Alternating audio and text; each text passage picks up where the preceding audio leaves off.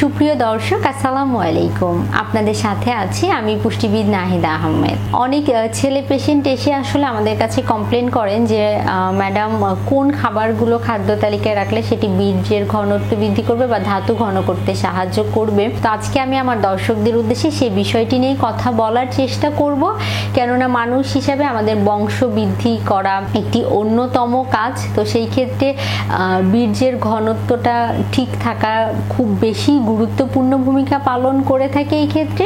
আর আপনি খাবার তালিকায় কোন কোন খাদ্য অন্তর্ভুক্ত করলে সেগুলো বীর্যের ঘনত্ব বৃদ্ধি করবে সে বিষয়টি নিয়ে আজকে কিছু বলার চেষ্টা করব। সবার প্রথমেই যদি বলতে হয়, বাদামের কথা বলতেই হবে, কেননা নিয়মিত যারা বাদাম গ্রহণ করেন, স্পেশালি বাদাম বলতে তো কাঠবাদাম, কাজু বাদাম, পেস্তা বাদাম, চীনা বাদাম, আখরোট, বিভিন্ন ধরনের বাদাম মার্কেটে অ্যাভেলেবেল। তো আসলে কোন বাদামটি রাখবেন? নিয়মিত যারা 75 থেকে 80 গ্রামের মতো আখরোট গ্রহণ করেন তাদের ক্ষেত্রে বীর্য ঘন করতে সেগুলো সাহায্য করে থাকে।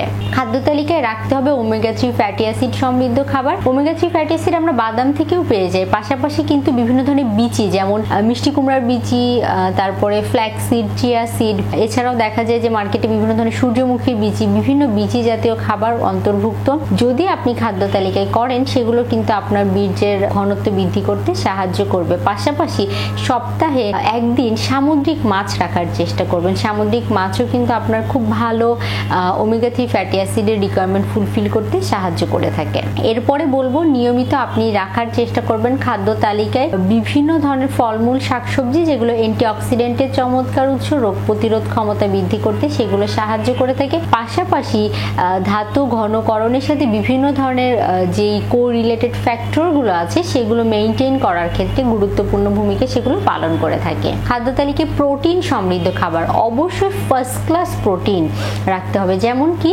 বিভিন্ন ধরনের মাছ হতে পারে, গরুর মাংস হতে পারে, খাসির মাংস হতে পারে, মুরগির মাংস হতে পারে, বিভিন্ন ধরনের মাছের পাশাপাশি ডিম, দুধ, এগুলো কিন্তু অবশ্যই গরু, খাসি বা রেড মিট গ্রহণ করার বিষয়ে সতর্কতা অবলম্বন করতে হবে। কম তেল মশলা দিয়ে রান্না করতে হবে। এগুলো থেকে যেমন প্রোটিন পাই, পাশাপাশি এগুলো থেকে জিঙ্ক এবং সেলেনিয়াম পাই, যেগুলোও কিন্তু বীর্যের ঘনত্ব বৃদ্ধি করতে সাহায্য করে থাকে। খাদ্য তালিকায় আপনি অবশ্যই এই খাবারগুলো অন্তর্ভুক্ত করার পাশাপাশি চেষ্টা করতে হবে কম পরিমাণে ক্যাফেইন বা চা কফি অনেকেই অতিরিক্ত গ্রহণ করেন। তো চা কফি যারা অতিরিক্ত গ্রহণ করেন তাদের ক্ষেত্রে বলবো 1 থেকে 2 বারের বেশি চা কফি গ্রহণ করা যাবে না। এক্ষেত্রে কিন্তু সেগুলো বীর্যের তরলতা বৃদ্ধি করে ফেলে। সেজন্য আপনি চা কফি গ্রহণ করার বিষয়ে যথেষ্ট সতর্ক হবেন। অতিরিক্ত তেল মশলা জাতীয় খাবার গ্রহণ করা থেকে বিরত থাকতে হবে। পাশাপাশি যাদের অতিরিক্ত ওজনজনিত সমস্যা রয়েছে তাদের ক্ষেত্রে আমি বলবো অবশ্যই সতর্কতা মেনে চলতে হবে, কেননা অতিরিক্ত ওজনজনিত সমস্যার কারণে কিন্তু আপনার বিভিন্ন শারীরিক জটিলতা দেখা দিতে পারে। শারীরিক জটিলতা বা অসুখের প্রভাবেও কিন্তু অনেকের ক্ষেত্রেই দেখা যায় যে বীর্যের গাঢ়ত্ব বা ঘনত্ব কমে যেতে পারে।